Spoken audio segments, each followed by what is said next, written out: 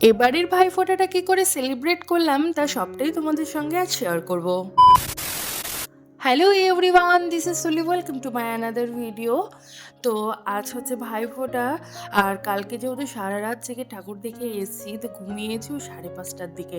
তো উঠতেও মোটামুটি একটু লেটই হয়েছে, তখন মোটামুটি ওই 9টার মতো বাজে। আমি উঠে স্নান টান করে নিয়েছি, তার মধ্যে মা অনেকটা কাজ করে ফেলেছে সকালবেলা। এদিকে ফুলকপিও কেটে নিয়েছে, এদিকে লুচির জন্য ময়দা মাখিয়ে নিয়েছে, এদিকে ছোলার ডাল রেডি, এদিকে পায়েসও রেডি হয়ে গেছে। যেহেতু ভাইফোঁটা তো রান্নার মাসি আসবে না, কারণ রান্নার মাসিও গেছে ভাইফোঁটা দিতে, আর মামুনিও গেছে হলো তার ভাইফোঁটা দেওয়ার জন্য মাসিবাড়িতে গিয়েছে। তো আমি এদিকে রান্না স্টার্ট করে দিয়েছি, আর আমার বর বাজার করে নিয়ে চলে এসছে, যা যা লাগবে ফল টল বাকি সব কিছু নিয়ে চলে এসছে। আর তার মধ্যে আজ হলো বৃহস্পতিবার, তো আমাদের ভেজ, তো যার জন্য সব কিছু আমি নিরামিষই রান্না করছি। রান্নাটা সবটা আমি করছি, আর সম্পূর্ণ জোগাড় কিন্তু মা আমাকে করে দিয়েছে।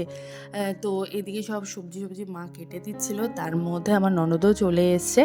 আর এবার আমরা দুজন মিলে আমাদের বাড়িতেই হচ্ছে ফোঁটা দেবো। গতবার তো ফোঁটা দেওয়া হয়নি, তো এবারই দেবো। তো আমিও রেডি হয়ে গেছি, সব কিছু জোগাড়ও আমি করে নিয়েছি, এবার ভাইফোঁটা দেওয়ার পালা।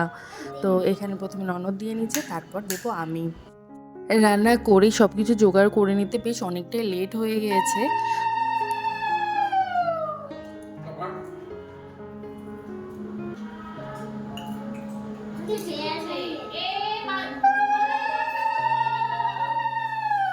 এবার পুজোতে তো দাদা বাড়িতে আসেনি, তো কালী পুজোতেই এসেছিলো। তো ওকে বলেছিলাম যে এবার থেকে যা, ভাইফোঁটাটা এবার দিয়ে তারপরে তুই যাবি। ভাই থাকলে আরও ভালো হতো, তো কি আর করা যাবে, দাদাকেই ফোঁটা দিয়ে দিলাম। আর এইদিকে আমি রান্না করেছি পনির দিয়ে আলু ফুলকপির রসা, ভেজ ডাল, চাটনি, এদিকে মিষ্টি রয়েছে 5 রকমের, পায়েস তো মা সকালেই করেছে, তার সাথে ছোলার ডালটাও সকালে, আর 5 রকমের ভাজি, আর করেছিলাম মিক্স ভেজ।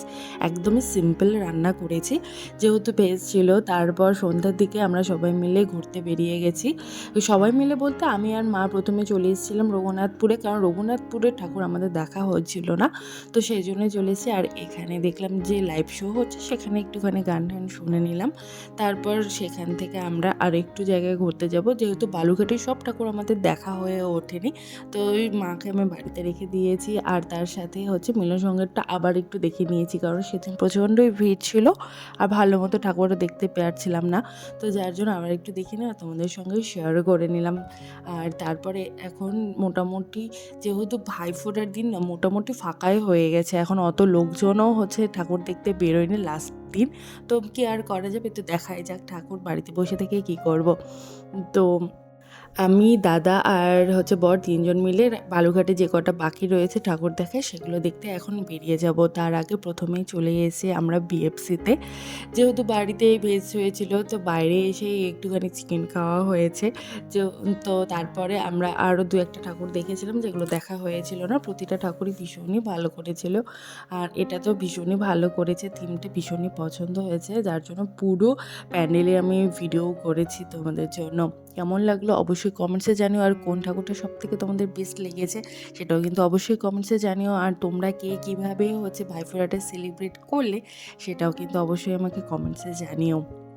তো চলো আজকের মতো ভিডিওটা এখানে এন্ড করছি, সবাই ভালো থেকে সুস্থ থেকো, বাই।